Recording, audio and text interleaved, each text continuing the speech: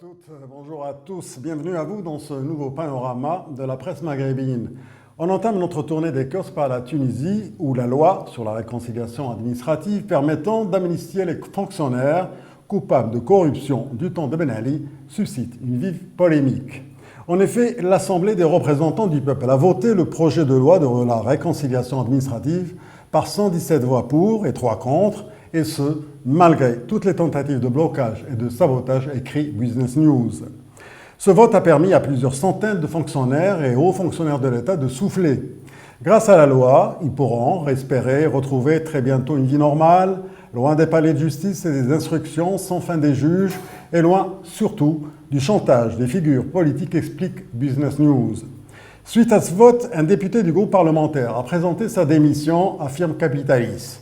Il s'agit de l'avocat Nader Ben Ammou qui a voté contre cette loi qui offre, selon lui, l'immunité aux agents publics qui étaient au service de la dictature de Ben Ali, ajoute Capitalis.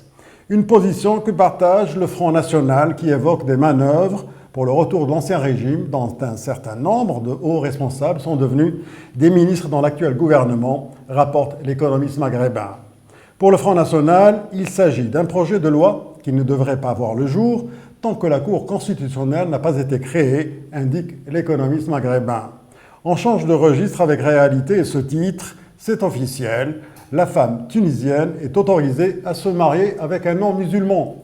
Le ministre de la Justice vient d'ordonner en effet l'annulation de la circulaire numéro 216 qui date du 5 novembre 1973 portant interdiction du mariage de la Tunisienne avec un non-musulman, poursuit réalité. On quitte la Tunisie pour l'Algérie où le nouveau Premier ministre, Ahmedou Yahya, serait en train de préparer les Algériens à des annonces douloureuses. C'est ce que croit savoir Tout sur l'Algérie qui indique que dans un message aux Algériens, Yahya a évoqué des bases réalistes préparant l'opinion des annonces douloureuses qui pourraient intervenir dès dimanche prochain à l'occasion de la présentation du plan d'action de son gouvernement au Parlement. Nouvelle flambée des prix sur les marchés, titre de son côté Liberté. Pas de répit donc pour les ménages. Après les dépenses importantes pour l'achat du mouton, pour l'habillement des enfants à la veille de l'Aïd et celles liées à la rentrée scolaire, voici qu'ils sont de nouveau confrontés à une nouvelle flambée des prix des fruits et légumes, avec la pomme de terre à 80 dinars, la tomate à 150 dinars et la salade à 200 dinars, écrit Liberté. Au Maroc, Média 24 rapporte que le royaume se trouve, en termes de capital humain, à la 118e place sur 130 pays analysés au niveau mondial. Il perd ainsi 10 places par rapport à l'année 2016. Ce classement se base sur 4 critères: capacité, éducation, déploiement, employabilité, développement et savoir-faire, rappelle Média 24. Selon le wali de Banque el-Maghreb, Abdelatif Jouahri, le taux de bancarisation dans le pays a atteint 70% à fin 2016, alors qu'il ne dépassait pas 25% 10 années plus tôt, souligne aujourd'hui le Maroc.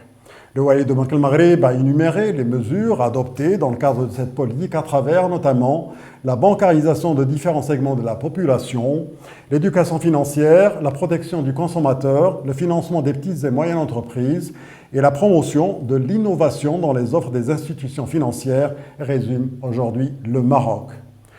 Votre rendez-vous maghrébin est à présent terminé. Merci de l'avoir suivi et à demain.